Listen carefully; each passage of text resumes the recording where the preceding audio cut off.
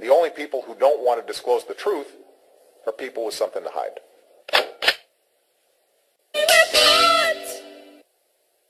I need to let you know that I have heard from Valerie Carey, who is the sister of slain and assassinated, butchered and murdered Miriam Carey, going back a couple of months now in Washington, D.C., as she got out of her 2010 automobile.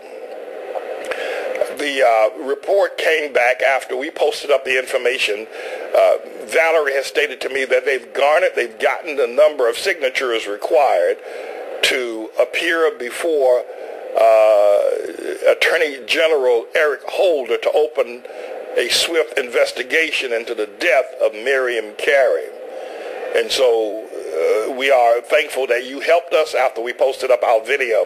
But I have a couple of questions, and I want to talk further with Valerie about this matter. Number one is, why is it that not only has Al Sharpton has not come to her aid, but why is it that the entire world media refuses to come to her aid and ask any questions about her death? Why was she in Washington, D.C.? And because this is just very, very bizarre. And my friends, that's how it always is with Obama. They will not ask questions if the answer leads to Obama. That much I've learned over the past 6 years. No reporter will ask a question that will lead to Obama's criminality. That we need to be mindful of. But the other thing I would want to talk with Valerie about is that asking Eric Holder to conduct an investigation into her sister's death that will ultimately lead to Obama being the father and this child being a love child is like asking the fox to guard the hen house. If there is an investigation, it will be a farce. It will never seek the truth. It would only seek to quiet those who are asking why there's been no investigation. And we are afraid that the Carey family will never get answers if we're seeking the government to do so. However, I think that is a step that ought to be taken, but it should not be the only one taken.